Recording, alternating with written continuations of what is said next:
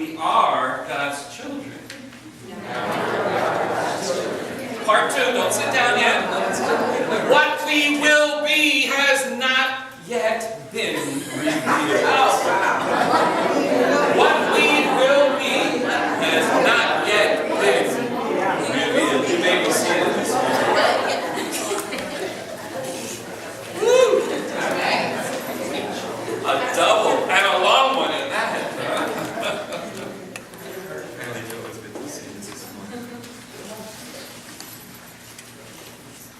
You know, Revelation is a book in the scriptures that give a lot of people pause. They feel very tentative about reading the book of Revelation. So much has been written about it in popular culture that a theologian, Eric Barreto, calls the descriptions a tourist's handbook to all the sights and sounds of the end of the world as we know it. But you know, the truth about the book of Revelation is that it does not give us clues about the who and the where and the what of the coming of the end of the world as we know it. It was actually never designed to. I know for a lot of people hearing that saying, well, wait a second, that's what I heard. We need to study the Word of God. But rather, the book of Revelation is the story about God, about a holy God who always keeps God's promises to us, who always brings justice for the downtrodden and judgment against the oppressor. Revelation is a book that tells us, no matter what you are going through. Anybody going through anything? I mean, if not, then I'm preaching to the wrong congregation this morning, right? Anybody going through anything? Oh, a few. Oh, 2 hands up there. Huh? Okay. I know, we're Lutheran. We don't say what we actually want to say when the pastor asks. We just assume it, right? We are going through something. And the people of John's church, John was the pastor of a whole group of churches. You can outline them in the book of Revelation according to a postal route where they used to deliver the letters. And he was the pastor of those churches. And he has been taken into captivity under persecution. He is writing from the Isle of Patmos. When I think of a way of describing the Isle of Patmos, the only thing I can think of to compare it to what this pastor John was going through would be Robben Island, where Nelson Mandela spent several decades of his life in captivity. That's what I imagine when I hear the Isle of Patmos. You think John was going through something? You think that his churches were going through something? Absolutely. They were going through persecution and oppression. But here's the story. As he receives this revelation from God, as he sees this vision that comes to him from God, he recognizes that no matter what, number 1, God created the world. And number 2, God will set it right. End of the story. Revelation is all about a God that we can trust in our best days, Eleanor, and in our worst days. No matter what comes, we can trust in this God. And that's why this text was perfect for us to read yesterday when we celebrated Charles' life together. Because it reminded us that even though we were there together and acknowledging that his life on earth had ended, that we were not gathered in defeat. But we had a pre-celebration of the victory feast that is to come. We had a celebration of the final victory that belongs to all of us, not over on anybody else, but a final victory over evil, and over conflict, and over strife. And those who are depicted in the reading in Revelation that Kathy shared with us just now, these are the ones who have whatever ordeal it is, you know what you're going through right now. You may think it's you against another person, but you know what the truth is? There are forces and there are principalities. There is evil at work, and it may manifest in one particular person, but they're not your enemy. Evil is the enemy, and the struggle is against evil. Whatever the ordeal that you are going through, that the saints have gone through, the important thing to remember is that at the end, no matter what it looks like right now, we are going to get through at the end. And so for the same reason, it is the perfect text for us to read on this morning, All Saints Sunday, because all of us have experienced loss in our life somewhere. All of us remember those in our lives who were so close to us, who were witnesses of faith to us, who showed us what it meant to live a faithful life and who have passed on. Those who were our mentors, who guided us and directed us and taught us how to pray and how to read Scripture. Those who have gone on before, and we remember them. And we remember them with sadness. Of course we do. We're human, for goodness sakes. But we can also remember them in a way that lifts up what God has done in their lives, through their lives, that has reached in and touched our lives, as we are now called to reach in and touch other people's lives, no matter what we're going through. Whether that person died in his last year or some years ago, because you know what? There is no time limit on grief. There is no time limit on the sadness that we go through. And so this morning we're going to invite you to light a candle, not just if you lost somebody in this last year, but whoever it is that you remember, and light a candle for them, because day by day we live on and we remember. John, the pastor to the communities that he writes for us in the book of Revelation, shares with us that the reason that the opposition is coming, the reason that persecution is coming, is because there has been an interpretation, if you will, an official interpretation, that there is only so much to go around. It's called the myth of scarcity. It says, the myth of scarcity says, you better hold on to whatever it is that you can get your hands on. Make sure you get your own, And when you get your own, hold on to it. Don't let it out of your hands. And in fact, you know what? That might not even be enough. So why don't you grab somebody else's too, and hang on to that. And when the official interpretation of how life is going, there you are, Dale. When the official interpretation of life and how it is going says that there is scarcity, then there is a mean-spiritedness that begins to happen. By whatever means, get to hold on to what you need and be protective of it and be ready to undercut others who you see as competitors for limited goods, whether that be jobs or housing or education. I read this week about a woman who was arrested, a homeless woman who was arrested in Connecticut.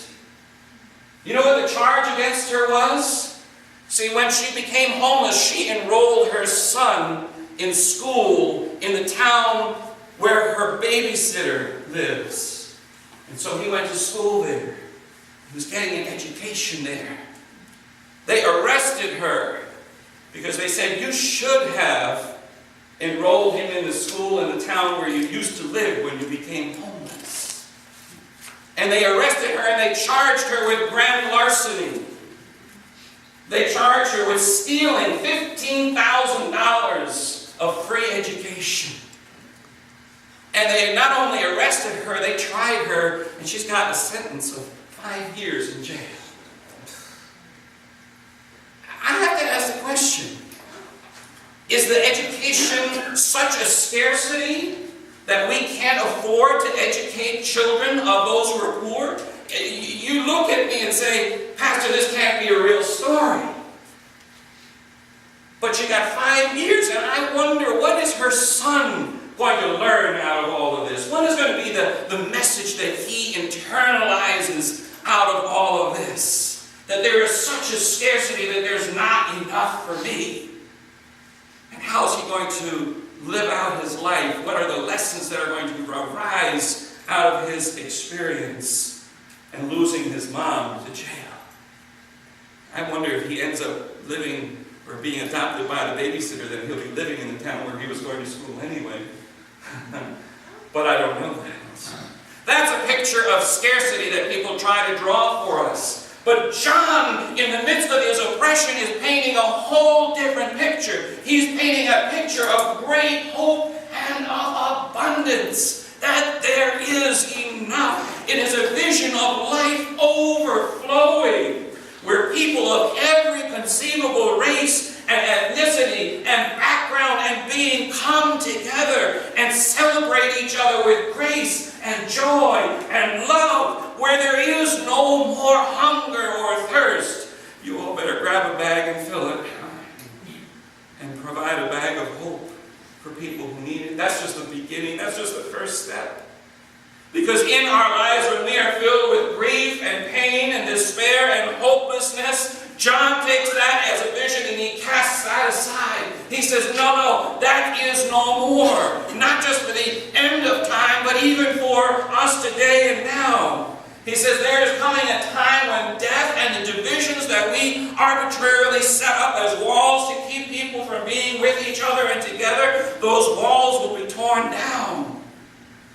And there will be an opportunity for all of God's people to come together, to give us a new vision of who we are. Folks, Tuesday the election will be over. Amen. God willing, they will give us the results Tuesday night, and we can all breathe a sigh of relief. Or maybe not, depending. Does your candidate get elected or not get elected? Is there any place for us in the United States of America today to uphold John's vision of all of God's people coming together when you can't put a Republican and a Democrat together and have a civil conversation in this world, in this country? Is it possible? Is it possible for us to regain what used to be called the art of compromise, which is how you get legislation passed, instead of saying, oh, here it is, this is what it's going to be, and if you don't see it my way, we're going to stop anything else from going forward? Where we can't do anything to elect a new leader except saying, lock her up, or a basket of deplorables, or whatever it is. Is that any way to experience the revelation that John had, the new vision? Can you see God's vision in the midst of all that we're living through on a day-by-day basis? I want to suggest to you that this past Monday, the 499th anniversary and commemoration of the Reformation, where Martin Luther put those 95 theses up on the wall in the church in Wittenberg and said, we need to talk. And it brought 500 almost years where Catholics and Lutherans could not agree with one another. In fact, despised and condemned one another. But now, this year, thanks be to God, after 50 years of discussions, 50 years of discussions, they've come together with a new document, the theme of From Condemnation to Communion. We're on a road and moving forward. And this week, on Monday, I had the opportunity to watch the president of the Lutheran World Federation, Bishop Munib Yunin of the Lutheran World Federation, as standing right next to Pope Francis, and both of them praying in their native tongue. Bishop Yunin prayed in Arabic. Do you know what it sounds like to hear a Lutheran bishop pray in Arabic? Because Bishop Yunin is a Palestinian. He was the bishop of the ELC, see if I can get it right, JHL, the Evangelical Lutheran Church of Jordan and the Holy Land. And now he is the president of Lutheran World Federation. He's representing all of us. And how beautifully he's done that. And he talked about how his family was physically and spiritually saved by the Lutheran Church from the destruction that they were experiencing as he lived and grew up in Palestine.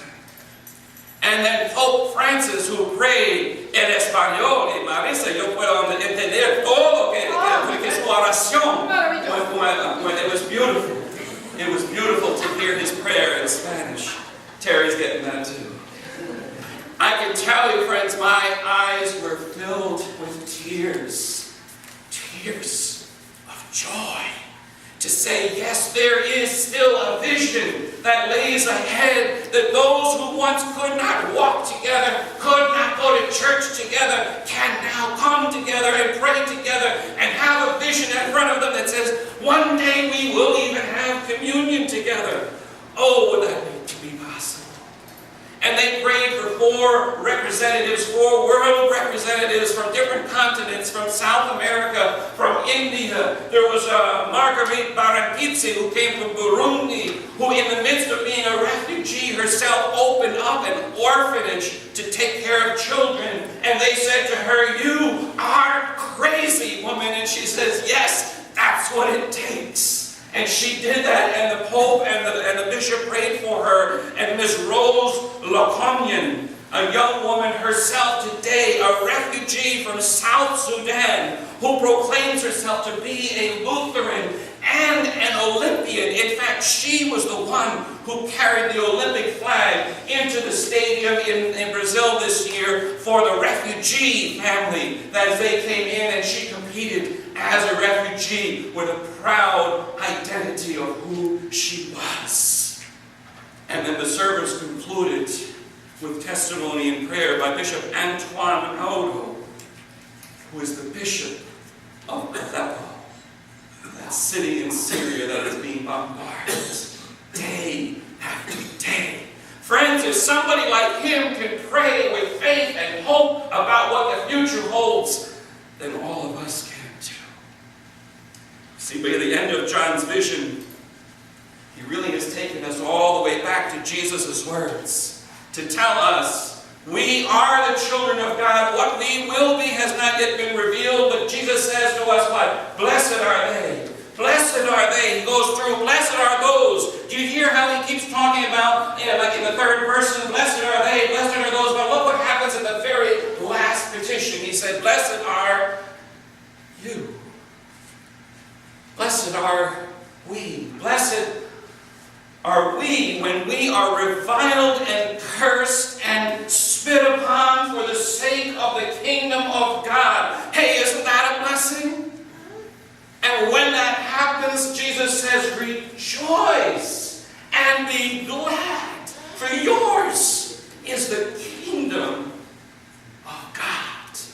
Because it means that you have taken the vision and you are ready to move on to something more. Friends, this morning I invite you to come and take a candle and to light it from the Paschal candle, which is the light of Christ, the Christ's presence in our midst. I invite you this morning to light a candle in memory of your loved one, whether they died in the last month or a year or decade or whatever. They live on in your hearts, and this morning I invite you to light a candle for them. I invite you to also light that candle, and it could be the same candle. Light a candle for the Haitians who were killed in Hurricane Matthew. Katie, maybe you better light that one.